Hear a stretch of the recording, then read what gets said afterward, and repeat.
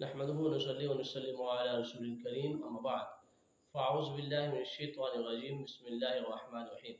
नाज़रीन, आज आपके सामने ये ज़िक्र करना है कि इमाम के साथ नमाज पढ़ने का तरीका क्या है, और इसमें दो अहम गलती हैं जो हम अक्सर लोग करते हैं, जिसके बायस हमारी नमाज नहीं होती। नाज़रीन, सबसे पहले तो नीयत समाअत फरमाएं कि नीयत जब कहेंगे तो नीयत करता हूँ मैं नमाज पढ़ता हूँ अल्लाह ताला के लिए, 2 रकत नमाज फ़र्ज वक्त नमाज फजर मुतवक्किल बंदगी अल्लाह ताला की पीछे इमाम के। उसके बाद इमाम साहब के साथ अल्लाहु अकबर कहेंगे और दोनों हाथ कान तक ले जाएंगे और फिर नाफ के नीचे उनको बांधेंगे। इसके बाद आप बिस्मिल्लाह पढ़ेंगे और फिर सना पढ़ेंगे। सना पढ़ने के बाद फिर सूरह फातिहा पढ़ेंगे और कोई कुरानी सूरत पढ़ेंगे। इसके बाद फिर आप जो है वो रुकू में चले जाएंगे। रुकू की तस्बीहात पढ़ेंगे।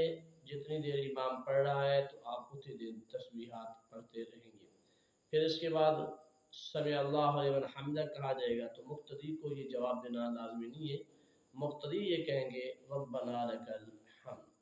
फिर इसके बाद जो है पहला सजदा किया जाएगा, तो उस सजदे में जो 10वीं सजदे की पढ़ी जाएगी वो सुबहान रब्बियल आला है।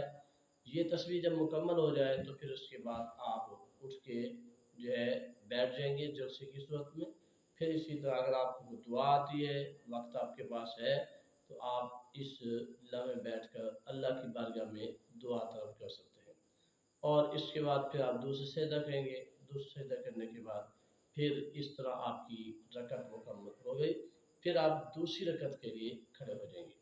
यहाँ पर फ़र्क ज़हन में रखना है, हमारे अक्सर नौजवानों से गलती हो जाती है तो जिस तरह आप पहली रकत में सना के बाद अलहम्द और सूरत पढ़ते हैं, इसी तरह बाकी रकतों में भी ऐसे करते हैं। हालांकि शरअन ऐसा नहीं है कि जब आप जो है 4 फ़र्ज़ पढ़ रहे हैं तो आपको पहली रकत में सना पढ़ना था, दूसरी रकत में आपको सना नहीं पढ़ना। तो इसीलिए नाज़रीन, दूसरी रकत की तरफ आप जाएंगे तो सना नहीं पढ़ेंगे।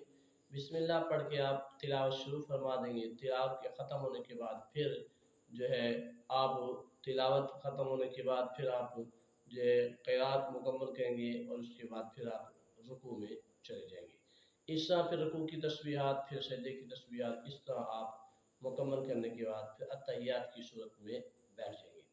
और अत्तहियात जो है दुरूद शरीफ से पहले तक का हिस्सा जो है ये आप पढ़ेंगे और इसके बाद फिर आप खड़े हो जाएंगे तीसरी रकत के लिए। यहाँ पर हमारे अक्सर नाज़रीन से गलती हो जाती है, चूँकि हमारे नाज़रीन से 2 गलतियाँ बड़ी अहम होती हैं। एक तो ये है कि यहाँ पर जब हम इमाम के साथ नमाज़ पढ़ रहे होते हैं तो हम नमाज़ पढ़ते हुए बाज़ औक़ात अपनी जो है मनपसंद नमाज़ पढ़ते हुए हम जो है कभी कभार ये गलतियाँ कर बैठते हैं कि अपनी मनपसंद कोई कुरानी सूरत पढ़ते हैं, जबकि वो तरतीब में उलट है। तो अगर तरतीब में उलट है, चाहे कोई भी कुरानी सूरत आप पढ़ रहे हैं, तो आपकी नमाज जो है वो नहीं होती। तो इसलिए नाज़रीन, इसका भी ख्याल करना चाहिए। दूसरी गलती ये है कि हम जो अरकान अदा कर रहे होते हैं, जो दुआएं पढ़ रहे होते हैं, इसमें हमारी ज़ुबान नहीं हिल रही होती, हम दिल ही दिल में पढ़ रहे होते हैं। तो इस तरह के करने से भी हमारी नमाज़ों के सवाब के ज़ाया होने का अंदेशा है। तो लिहाजा नाज़रीन, आपने इसी तरह 2 रकत मुकम्मल करी, फिर आप जो है तीसरी रकत की तरफ, अगर 4 रकत नमाज़ पढ़ रहे हैं फ़र्ज़, तो आप तीसरी रकत की तरफ जाएंगे। तो तीसरी रकत भी जब आप पढ़ेंगे तो अलहम्द से ही पढ़ेंगे और सूरत पढ़ेंगे। इसके बाद फिर आप जो है रुकू की तरफ चले जाएंगे। इसी तरह रुकू को मुकम्मल करेंगे, फिर सजदे की तरफ, सजदे से उठने के बाद चौथी रकत में आप आ जाएंगे। तो चौथी रकत में भी यही तरीका है कि चौथी रकत में जब अलहम्द पढ़ेंगे, फिर सूरत पढ़ेंगे, उसके बाद जो है बकिया सूरतें तरतीब से हैं वो पढ़ेंगे। उसके बाद फिर जो है इस तरह आपकी 4 रकत नमाज मुकम्मल हो गई। और अब इस नमाज के बाद आप अल्लाह की बारगाह में दुआए खैर फरमाएँ, अपने लिए भी और दूसरों के लिए भी। अल्लाह ताला हमें इबादत नमाज यानी पंजाना इबादत करने की तौफीक